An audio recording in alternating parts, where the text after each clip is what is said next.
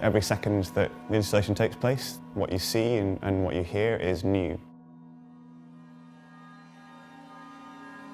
The concept is all about taking a space and exploring its geometry and its features and allowing users to sort of see more about a space than what you see with the naked eye. This artwork is an immersive mixed reality installation.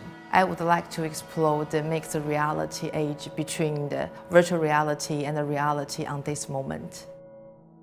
Chasing the Sky is more like my self-expression poem. I prefer to stay indoors. I normally look out the West Mountain from my window in Beijing and overlook the trees and the lakes in my home in London. Sometimes I can see some wind, and sometimes I can see some people, even though they seem close at hand all the time. But for me, they are still a part of outside world. When someone comes to visit the installation, they walk into the space, which initially is dormant, it's low of energy. They're then able to interact and add energy and excitement to the piece by using a mobile phone and using augmented reality. They're able to look around the room.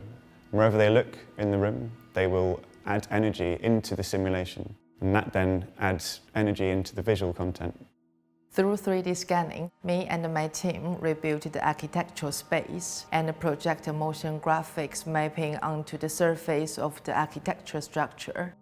So the audience can see the floating virtual effects blooming and a moving skyscape in the space where they can interact with by real-time rendering.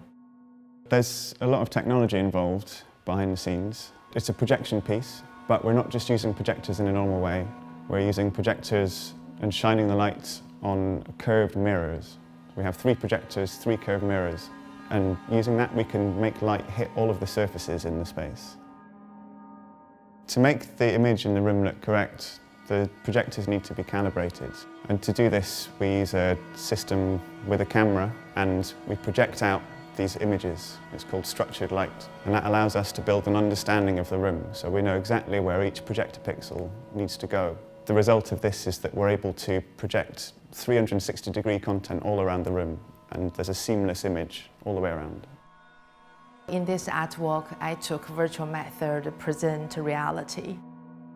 I try to use virtual effects created by real-time data to discuss realistic instance inside the virtual technique.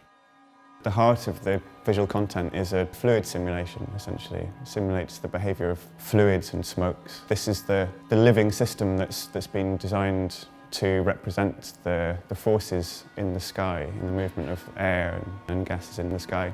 We're using spatial audio, so surround sound, we're moving sounds around and creating a soundscape within a physical building by placing speakers in different areas, letting the system and the user's interactions change how the audio sounds and where it comes from. So the biggest technical challenges in this project, I guess, have been primarily the tracking system, something called SLAM tracking, which is a way of a mobile phone with camera and accelerometer to understand kind of what its environment looks like and where it is in a space. Traditionally, this is used for kind of AR and mixed reality applications. We're using it as kind of inside-out tracking, which means we want the phone to tell us where it is in our space, making that much, much harder because we're projecting moving images on the entire space and we have very low light levels. So it's been a significant challenge to get that working, but it creates a really great interaction. All of those things hopefully come together to create something where you know where you are, you can maybe see a physical architectural space in a slightly different way, but also maybe you forget where you are and you end up in a very different kind of a space.